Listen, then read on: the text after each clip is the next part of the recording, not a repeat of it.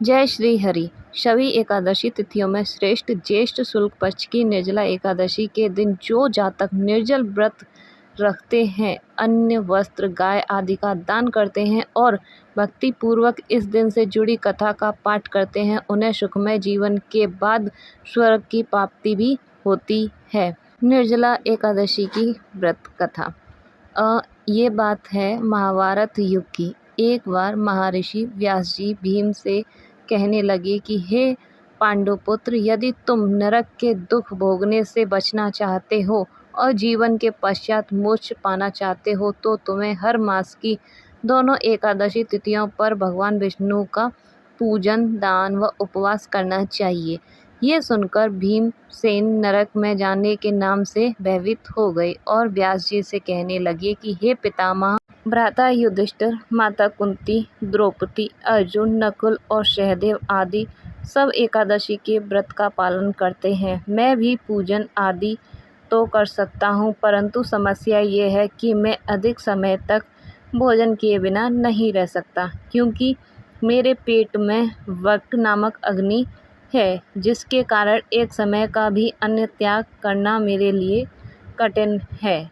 अतः हे पितामह, यदि कोई ऐसा व्रत हो जिसे वर्ष भर केवल एक बार ही रखना पड़े और स्वर्ग की प्राप्ति हो जाए, तो मैं ऐसे व्रत का पालन करने का अवश्य प्रयास करूँगा। ये सुनकर श्री व्यास जी बोले, हे भीम, वृषभ और मिथुन की संक्रांति के बीच ज्येष्ठ मास के शुक्ल पक्ष में जो एकादशी पड़ती है उसे निर्जला एकादशी कहते हैं। ये एकादशी वर्ष भर में एक ही बार आती है, इसीलिए तुम इस व्रत का पालन करो। इस एकादशी व्रत में स्नान और आमचन के अलावा जल का प्रयोग करना वर्जित है। आमचन करते समय भी ध्यान रहे कि 6 मास से अधिक जल नहीं होना चाहिए, यानी कि आप थोड़ा ही पानी पी सकते हैं एक बार में ही, अन्यथा वह मदिरा पान के समान हो जाएगा। ज़्यादा पानी पियोगे बार बार तो वो मदिरा के समान हो जाता है। इस व्रत में अन्न और जल का पूरी तरह से त्याग करना चाहिए। यदि कोई जातक ज्येष्ठ शुक्ल एकादशी को सूर्योदय से लेकर द्वादशी के सूर्योदय तक जल ग्रहण न करे तो उसे वर्ष में आने वाली सभी एकादशी 24 एकादशियों के व्रत के फल के बराबर प्राप्त होता है। द्वादशी तिथि पर ब्रह्म मुहूर्त में उठकर स्नान आदि करके ब्राह्मणों को दान अवश्य देना चाहिए। इस दिन ओम नमो भगवते वासुदेवाय मंत्र का जाप करना चाहिए, साथ ही गोदान भी करना चाहिए। इसके पश्चात ब्राह्मण व किसी भूखे व्यक्ति को भोजन कराकर स्वयं भोजन करना चाहिए। इस प्रकार निर्जला एकादशी के व्रत का पालन करने से मिलने वाला फल पूरे एक वर्ष की सभी 24 एकादशियों के बराबर होता है।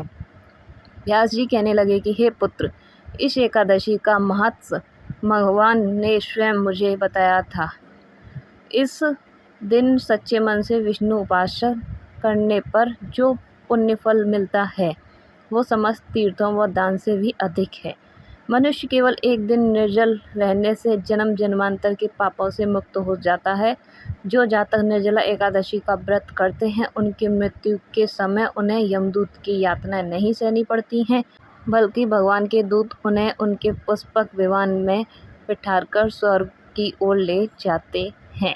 इस प्रकार व्यास जी की आज्ञा के अनुसार भीम ने इस निर्जला एकादशी का व्रत पालन किया। इसी कारण ये एकादशी भीमसेन एकादशी या पांडव एकादशी के नाम से भी जानी जाती है। धन्यवाद। ये वीडियो कैसी लगी आपको ज़रूर कमेंट में श्री हरि लिखें।